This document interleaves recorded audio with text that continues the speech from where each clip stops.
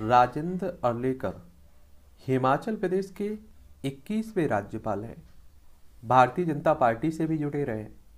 तो आज हम लोग क्या करेंगे, राजेंद्र अर्लेकर के बारे में एक सामान्य चर्चा कर लेंगे और राज्यपाल पद के बारे में भी हम लोग बात कर लेंगे। और राजेंद्र अर्लेकर को आप लोग अपनी स्क्रीन पर भी देख रहे होंगे।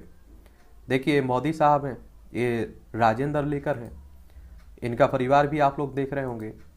और हिमाचल प्रदेश की अगर हम लोग बात करते हैं ना, तो यहाँ आप लोगों को क्या देखने को मिल जाएगा, हिमाचल प्रदेश।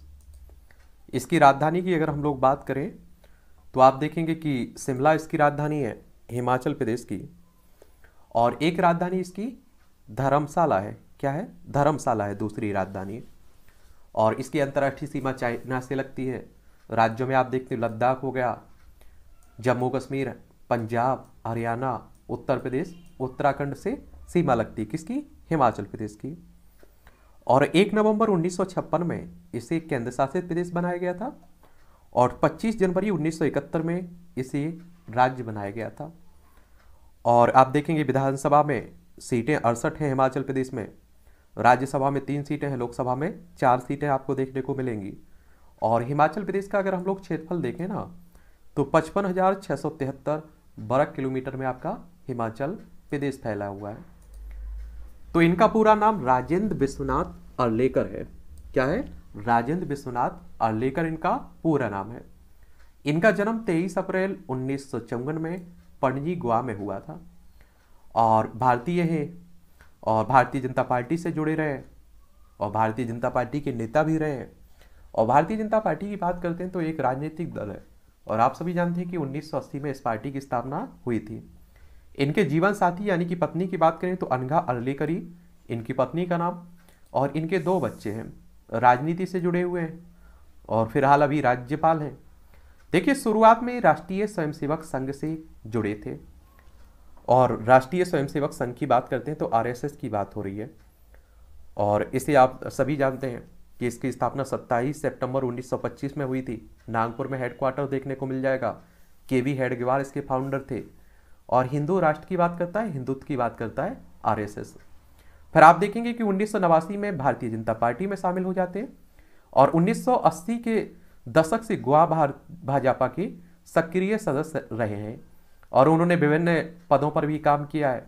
महासचिव हो, भारतीय जनता पार्टी गोवा के अध्यक्ष हो, या देखिए गोवा औद्योगिक विकास निगम के अध्यक्ष हो, गोवा राज्य अनुसूचित जाति अन्य पिछड़ा वर्ग वित्तीय विकास के अध्यक्ष भी रहे हैं और भारतीय जनता पार्टी के गोवा में महासचिव भी रहे हैं। और देखिए भारतीय जनता पार्टी के अध्यक्ष भी रहे हैं गोवा में, ठीक है। और मनोहर पर्रिकर को 2014 में केंद्रीय रक्षा मंत्री के रूप में चुना गया। तो अर्लेकर को अगले मुख्यमंत्री के लिए माना गया था, लेकिन पार्टी ने लक्ष्मीकांत पार्सेकर को अगले मुख्यमंत्री के रूप में चुना था इन्हें।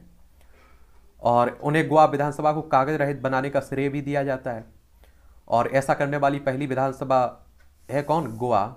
एक बार गोवा को भी आप लोग देख लीजिएगा, ठीक है। ये आप देखेंगे गोवा, इसकी राजधानी की अगर हम लोग बात करें तो पणजी आप लोगों को देखने को मिलेगी। इसकी सीमा महाराष्ट्र कर्नाटक से लगती है और बहुत सारे लोगों की इच्छा रहती है गोवा घूमने की। और इसे 30 मई 1987 में राज्य बनाया गया था और विधानसभा में 40 सीटें हैं, लोकसभा में 2 सीटें हैं, राज्यसभा में 1 सीट है और 3,702 वर्ग किलोमीटर में फैला हुआ है आपका गोवा। छोटा सा राज्य क्षेत्रफल के मामले में, ठीक है।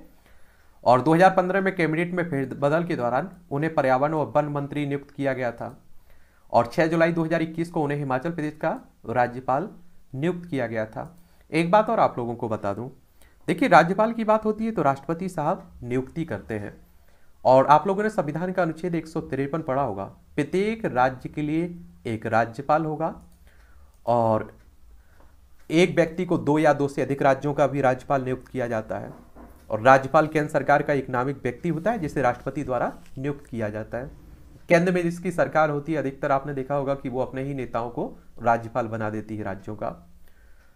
और एक आप देखेंगे कि ये आपका संविधान के मुताबिक राज्य का राज्यपाल दोहरी भूमिका निभाता है। वह राज्य की मंत्रिपरिषद की सलाह मानने को बाद राज्य का संवैधानिक प्रमुख भी है। वह केंद्र सरकार राज्य सरकार के बीच एक महत्वपूर्ण कड़ी के रूप में भी काम करता है, ठीक है।